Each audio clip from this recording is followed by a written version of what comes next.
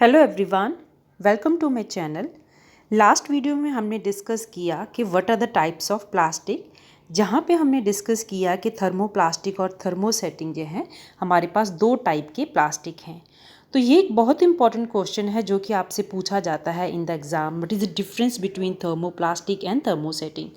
तो अब हम ये डिफरेंस नोटिस करेंगे कि ये थर्मोप्लास्टिक और थर्मोसेटिंग में डिफरेंस क्यों होता है।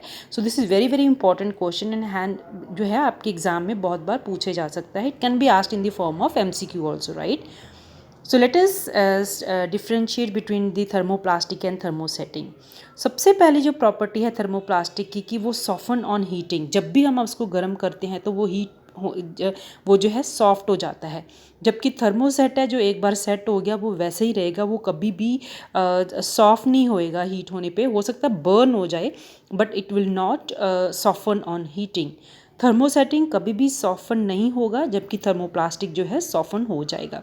लेकिन ऐसा क्यों होता है कि थर्मोप्लास्टिक जो है सॉफ्ट हो जाता है जबकि थर्मोसेट नहीं होता? थर्मोप्लास्टिक में जो है लीनियर अरेंजमेंट होती है, जैसे कि हमने NCERT की किताब में देखा था ना। This type of linear arrangement was there, means एक मॉलिक्यूल को सिर्फ एक जन ने ही पकड़ा हुआ है, ठीक है।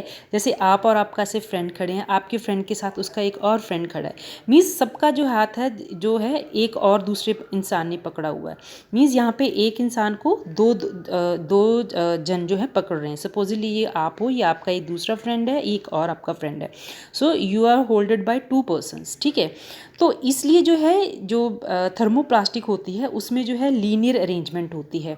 जबकि थर्मोसेटिंग में आप देखोगे कि वहाँ पे जो है you have cross link polymerisation.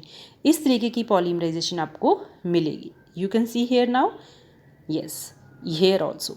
अब देखो, अब जो है जैसे आप ये हो, ये हो आप, ठीक है। तो आपको इधर से भी पकड़ा हुआ है, इधर से भी पकड़ा हुआ है, इधर से भी पकड़ा हुआ है, इधर से भी पकड़ा हुआ है।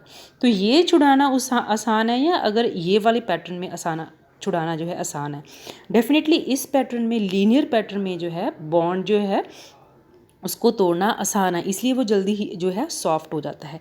जबकि क्रॉस लिंक में जो है एक जन को चार जन ने पकड़ा हुआ, तो यहाँ पे बॉन्ड जो है वो स्ट्रॉन्ग है, इसलिए इस बॉन्ड को तोड़ना जो है मुश्किल है।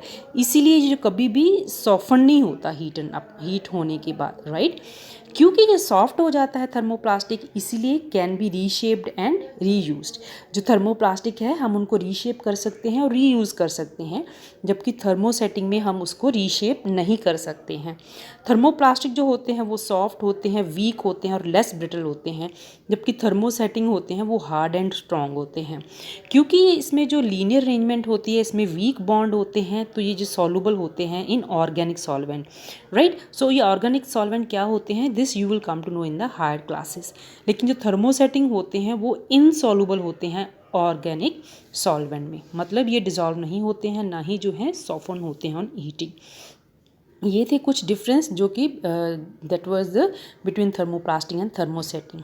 तो अब हम बात करेंगे कुछ बेकेलाइट की, राइट। बेकेलाइट क्योंकि ये पुअर कंडक्टर ऑफ इलेक्ट्रिसिटी है, इसलिए इसकी जो स्विचेस बनती हैं, या जो हम कह सकते हैं कि ये poor conductor of heat and electricity है, इसलिए जो है जितने भी यूटेंसिल्स हैं ना, उनके बर्तन के जो जितने यूटेंसिल्स होते हैं उनकी जो ये हैंडल्स होते हैं, क्योंकि हमें इसको पकड़ना है तो इसको यहाँ पे poor conductor of heat and electricity होना चाहिए।